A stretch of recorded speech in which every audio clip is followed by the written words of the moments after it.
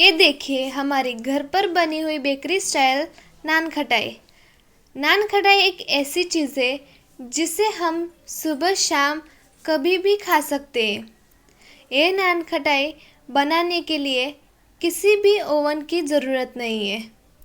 घर पर बनी हुई ये नान खटाई एकदम बाहर से खस्ता और अंदर से एकदम मुंह में घुल जाने वाली ये नान खटाई हम सिर्फ और सिर्फ घर पर बनाएंगे। तो चलो आज की हमारी खस्तेदार और मुंह में घुल जाने वाली नान खटाई की रेसिपी हम शुरू करते हैं।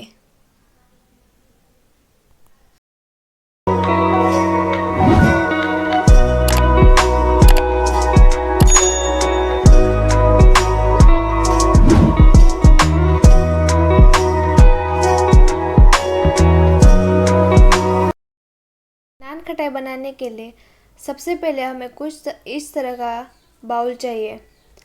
अब हमें इसमें 1 कटोरी जितना देसी घी डालना है। आप इस बात का ध्यान रखना कि देसी घी का टेम्परेचर एकदम रूम टेम्परेचर होना चाहिए, ना ज़्यादा सख्त और ना ज़्यादा पिघला हुआ। अब हमें इसमें 1 कटोरी जितनी पिसी हुई चीनी डालनी है। आप पिसी हुई चीनी घर पर भी बना सकते हैं। अब एक विस्कर लेकर हमें इन दोनों को अच्छी तरह से मिला लेना है, जिससे कि इसका टेक्सचर एकदम सॉफ्ट और व्हिप्ड क्रीम होती है ना, वैसे हो जाएगा। हमें लगातार इन दोनों को अच्छी तरह से 15 से 20 मिनट के लिए अच्छी तरह से मिला लेना है।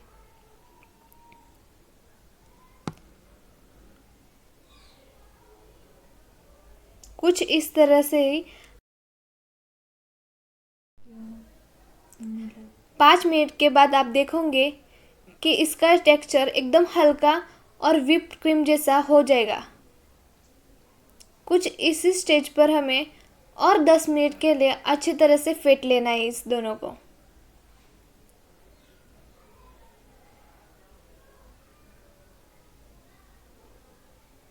दस मिनट के बाद आप देखोगे चीनी और घी का टेक्सचर एकदम स्मूथ हो जाएगा, क्योंकि हमने लगातार 15 से 20 मिनट हमें इस दोनों को चलाकर अच्छी तरह से मिक्स किया है। इसलिए इस दोनों का टेक्सचर एकदम व्हिप्ड क्रीम जैसा सॉफ्ट और हल्का हो जाता है।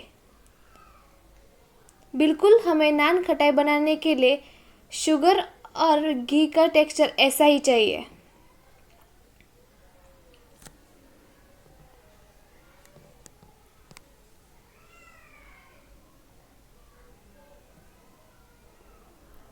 अब हमें इसी स्टेज पर 2 कटोरी जितना गेहूं का आटा डालना है।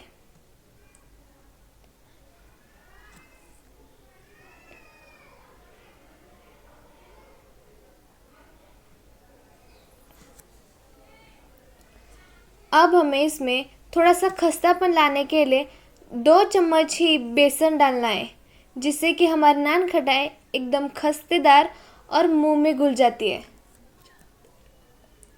हमें बेसन कुछ ज़्यादा भी नहीं डालना। अब हमें इन तीनों और चारों चीज़ों को अच्छी तरह से मिला लेना है।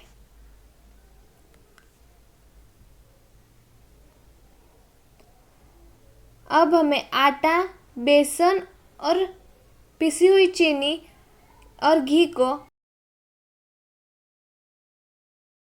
अब हमें इस सारी चीज़ों को अच्छी तरह से मिलाकर एक आटे की तरह गूंद लेना है। आप इस बात का ध्यान रखना कि इसमें हमें पानी और दूध के मिलावट के बगैर एक सॉफ्ट सा डो बनाना है। हमें आटे को बहुत ही ज़्यादा प्रेशर करके नहीं गूंथना, जिससे कि हमारी नान खटाई बहुत ही ज़्यादा सख्त बनती है।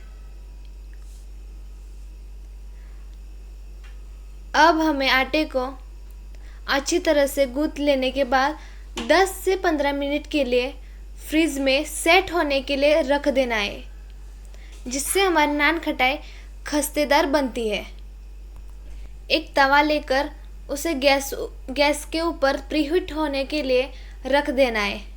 हमें नान खटाई को डायरेक्टली तवे के ऊपर नहीं रखनी, क्योंकि हमारी नान खटाई बाहर से जल भी सकती है और अंदर से कच्ची भी रह सकती है। ये देखिए, हमारा नान खटाई का डो अच्छी तरह से सेट हो गया है। अब हमें कुछ इस तरह से छोटे छोटे पेड़े जितने बॉल्स लेकर नान खटाई की शेप देकर उसे थोड़ा सा दबाकर कुछ इस तरह से नान खटाई को बना लेना है। ये देखिए, मैंने कुछ इस तरह से नान खटाई को बना लिया है। आपको जो भी काजू किशमिश और बादाम में जो भी पसंद हो, आप वो लगाकर उसे डेकोरेशन कर सकते हैं।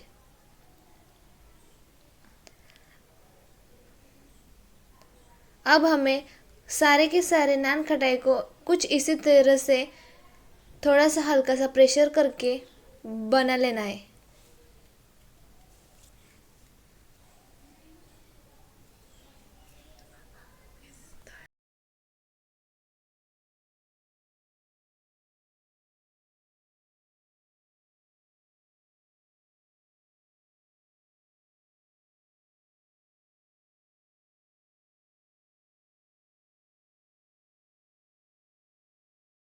ये देखिए, मैंने कुछ इसी तरह से सारी की सारी नान खटाई बनाकर ले रखी है। अब हमें जो हमने प्रीहीट रखा था तवा, वो तवा अच्छी तरह से प्रीहीट हो गया है। अब हमें इस तवे के ऊपर ये पैन रख देना है।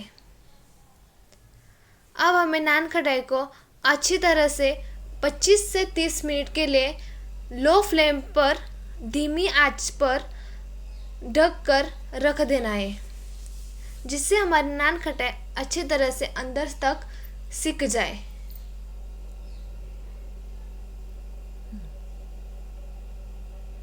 देखिए, हमारी नान खटाई 20 मिनट के बाद साइज़ में थोड़ी सी बड़ी हो गई और अच्छी तरह से फूल गई है। अब हमें सिर्फ और सिर्फ इसे 10 मिनट के लिए अच्छी तरह से सिकने देते हैं। ये देखिए, हमारी नान खटाई बनकर रेडी है। बेकरी स्टाइल घर पर बनी नान खटाई खाने का मज़ा ही कुछ अलग है।